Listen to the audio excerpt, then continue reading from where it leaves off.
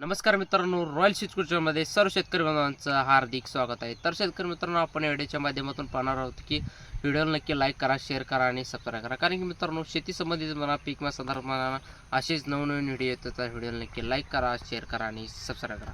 तर चला मित्रांनो, व्हिडिओला सुरुवात करूया. तर शेतकरी मित्रांनो, आपण पाहणार आहोत की या व्हिडिओच्या माध्यमातून सरसकटच्या पीक विम्याच्या माध्यमातून सांगण्यात आलेलं आहे की जे काही कारण की यंदाच्या पीक विमा राज्य सरकारच्या माध्यमातून सरसकट मंजूर केलेला आहे आणि राज्याचे 89 लाख शेतकऱ्यांना 14,000 कोटी रुपयाचा पीक विमा मंजूर करण्यात आलेला आहे.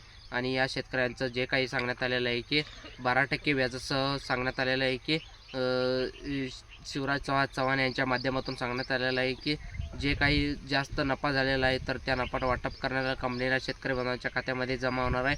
तर पीक विमा तर व्हिडिओ जे काही जे शेतकऱ्यांचं जे काही सांगण्यात आलेलं आहे पीक विमा मिळणार आणि किती हेक्टर मिळणार, कधीपासून मिळणार, तर वितरित होणार, तर संपूर्ण माहिती देण्यात आलेली आहे. तर मित्रांनो, अपडेट या व्हिडिओच्या माध्यमातून जाणून घेतात. तर नमस्कार मित्रांनो, रॉयल शेतकरीमध्ये सर शेतकऱ्यांचं हार्दिक स्वागत. तर शेतकरी मित्रांनो, आपण सर्वांना एकच सांगत होतो की जेणेकरून माहिती कळेल. कारण की जे काही पीक विमा असेल तर लाख शेतकऱ्यांना 14,000 कोटी रुपयाचा पीक विमा वितरणाची माहिती सध्या शिवराज सिंग चौहान यांच्या माध्यमातून सांगण्यात आलेलं आहे.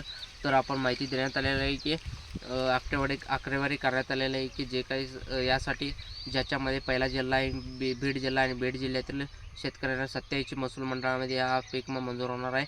तर सरसकट किमान 17,500 रुपयाचा पीक विमा मंजूर करण्यात आलेला आहे. तर हा पीक विमा मिळणार आहे. तर सोयाबीन असेल किंवा मूग असेल किंवा खरीपाची ज्वारी असेल किंवा बाजरी असेल किंवा मक्का असेल किंवा या सर्व पिकाचा जे काही बीड जिल्ह्यांची शेतकऱ्यांची बीड जिल्ह्यांची मिळणार आहे. तर 50पेक्षा जास्त बीड जिल्ह्यामध्ये आकडेवारीसुद्धा करण्यात आले आहे.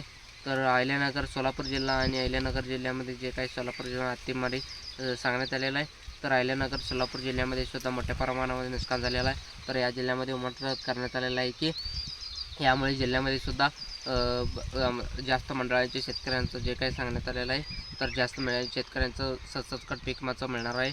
तर त्यानंतर चौथ्या जिल्ह्यामध्ये पाहण्यात येलेलं आहे की 16 तालुक्यातल्या जे काही महसूल मंडळामध्ये सरसकट महसूल मंडळामध्ये जे काही जास्त झालेलं आहे तर पीक विमा या शेतकऱ्यांचं मिळणार जास्तीत जास्त शेतकऱ्यांचं मिळणार 60-70 हजार रुपयाचा जे काही व्याज आहे तर ते विमा कंपनीचे जे देण्यात आलेलं आहे तिथे सुद्धा सांगण्यात आलेलं आहे. तर अधिवेशनामध्ये सांगण्यात आलेलं आहे. तर याचबरोबर पुढचा जिल्हा आहे बुलढाणा आणि बुलढाणा जिल्ह्यामध्ये जे काही सुद्धा 82पेक्षा जास्त मंडळामध्ये जे काही सरसकट पीक विमा मिळणार आहे.